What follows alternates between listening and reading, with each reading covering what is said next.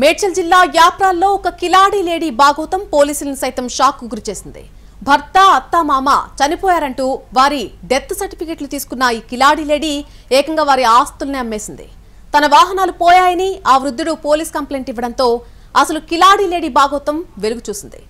అసలు ఇంతకీ ఈ కేసులో ఏం జరిగింది? ఆ కంత్రి కిలాడి లేడీ ఎవరు? ఇక్కడ చూడండి, ఈ విజువల్లో కనిపిస్తున్న వృద్ధుడి పేరు రాములు.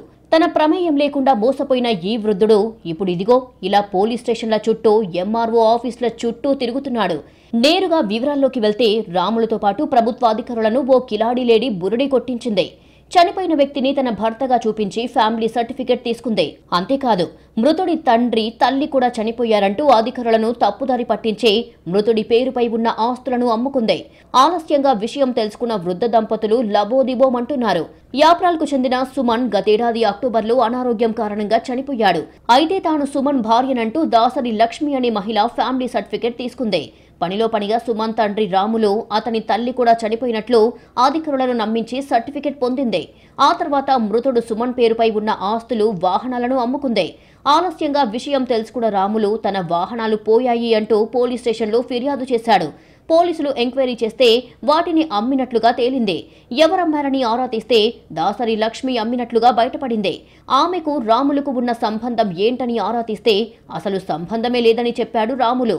దీంతో పోలీసులు అవాక్కయ్యారు. ఆ తర్వాత రాములు ఆల్వాల్ తహసీల్దార్ కార్యాలయానికి వెళ్లి ఫిర్యాదు చేశాడు. ఫోర్జరీ పత్రాలతో వృద్ధుడిని, అధికారులను కిలాడి లేడీ తప్పుదారి పట్టించి ఫ్యామిలీ సర్టిఫికెట్ పొందినట్లు గుర్తించారు. తాము చనిపోయినట్లు సర్టిఫికెట్ పొంది వాహనాలను విక్రయించిందని తెలుసుకున్న రాములు కంగుతిన్నాడు. దాసరి లక్ష్మిపై ఫోర్జరీ డాక్యుమెంట్స్ క్రియేట్ చేసినందుకు ఆల్వాల్ పోలీసులకు, తహసీల్దార్కు ఫిర్యాదు చేశారు. మరోవైపు రాములు పలు షాకింగ్ విషయాలు బయటపెట్టాడు.